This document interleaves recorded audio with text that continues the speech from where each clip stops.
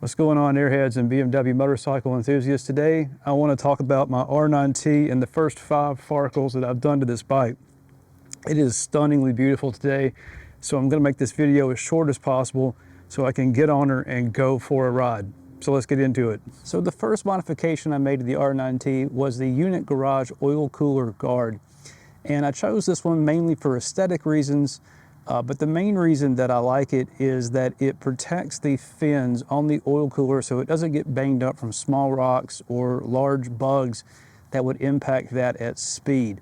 You know, even cleaning critters out of the oil cooler with some kind of a brush can sometimes damage the fins on the oil cooler. And they're quite expensive to replace if they were to get a hole in them. Also, you know, you don't want to have a hole in your oil cooler while you're out on a trail or a remote road. That's going to be a really, really bad day unless you have some way to bypass this and nurse the bike home. Installing the oil cooler guard was very, very straightforward. You simply remove the bolts from the oil cooler, let it dangle free, put the oil cooler guard in front of it, put the new bolts in, and you use some double-sided tape here behind the curved section, basically to eliminate the space between the guard and the oil cooler. I suspect that's there to eliminate any kind of potential rattle from the engine buzzing around. When I got my package from Unit Garage, my double-sided tape was expired. It was brittle, it was old, and it wasn't very sticky. So I went over to the hardware store, got some thicker, nicer, newer double-sided tape, and used that in here to take up the space. At that point, it installed very, very easily, and I think it looks great.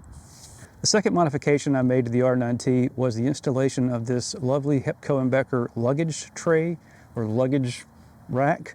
Not sure what you call it. I had one of these on my previous R9T Urban GS, and I really, really, really liked it. The main thing I like about it, besides the fact it gives you space to put up to 12 or 15 pounds of weight in terms of luggage back here, is that it blends in this tail light and fender assembly, which from the factory, you know, it's sticking out, what is that, about 10 inches behind the rear seat, and it looks kind of gaudy. When you put this on top of it, I feel like you don't notice that as much, and you still get to retain the utility of this fender to keep you from getting, you know, stuff thrown up on you when it's raining outside and whatnot. Also, if you were to put luggage on the side of the bike, keeping this mounted out here would be essential so that you weren't blocking it with the luggage. And that's another reason why I didn't want to go with a tail tidy and chose this luggage rack. So the third modification I made to the R9T was this really cheap top case from Temsone, I don't know, I'll put the name up on the screen. It was about $140, and the reason I chose this cheap case, there were a few reasons. The first reason was that I wasn't sure I was going to like having a top case on the bike, and I felt like I'd only be out $140, whether I could, you know, lose that much and more if I was to buy a brand new Givey case and sell it used. And I couldn't find a used Givey case, so I couldn't avoid that situation very well. The second reason I bought a cheaper case was that I could not find a seat pad thing to put back here for my girlfriend that was any cheaper than the case. She wanted something that would help her feel like she wasn't falling off the back of the bike, and this was the cheapest way to go about it. And you got the benefit of having the case, so that was kind of a twofer at that point. The third reason was if I really loved having the top case, I could use this top case on my DR650, which is in the garage. And even at $140, it would be a really nice upgrade over the milk crate that I typically run on the back of the DR650. And then I could put a name brand case on the BMW. And I think that's what probably could happen. So what do I think about it? Well, the girlfriend loves the way she feels now when she rides on the bike. She feels like she's not falling off anymore, which is nice. The second thing is the installation hardware of this case is incredibly cheap, and you may want to upgrade the bolts, and you also may want to polish the sides of the brackets with a grinder or something like that. I nearly sliced my hand apart. Well, I did slice it apart, but I nearly sliced my thumb off when installing this case, so be careful.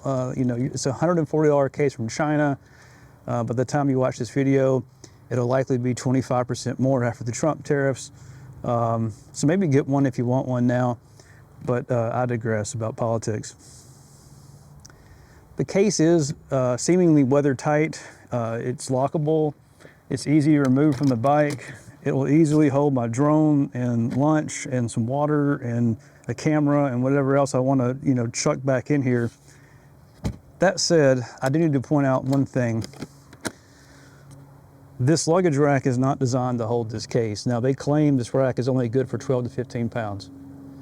So do not put this case on your bike, and if you choose to, with this luggage rack, I assume no responsibility. You are on your own. So the fourth modification I made to this motorcycle was the Garmin GPS. And I chose to put a real GPS on this bike because whenever I use a smartphone on a motorcycle in the summer heat here in the Southeast United States, the phone overheats very, very quickly.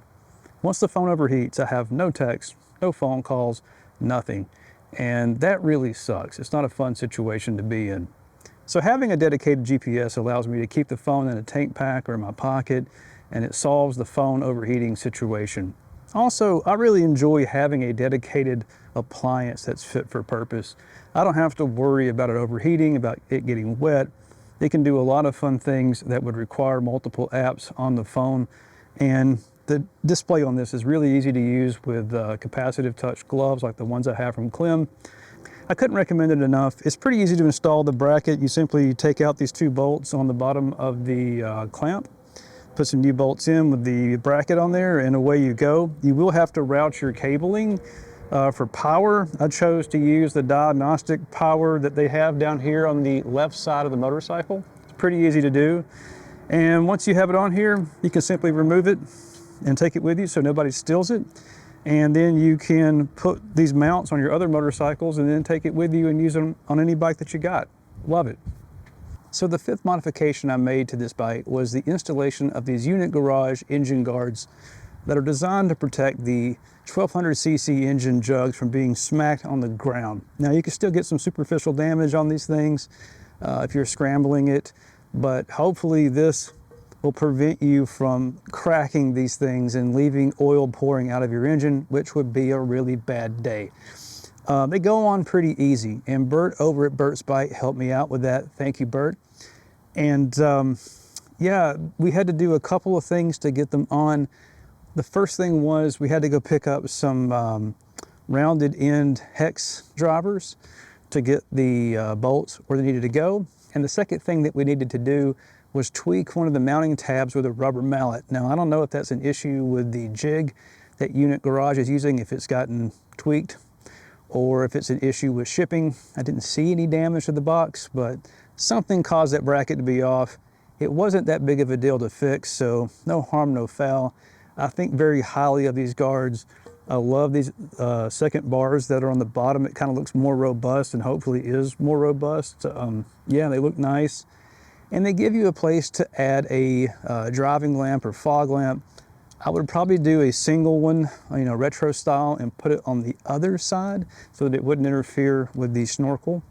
And you wouldn't have this side be more busy visually than the other side, but I digress. Anyway, I love the way these look. They came out great, and they really give this bike a very scramblery and adventure type feel. So that's it for this video, y'all. I just want to say before I wrap up that this bike has been an amazing bike for the first 9 months that I've owned it. I have not been happier with any other single motorcycle purchase in my life. Now, this is the second time I've owned this bike, not this exact one, but the second time I bought an R9T. So I knew what I was getting into, and I just think they're fantastic, fantastic bikes. They're so much fun.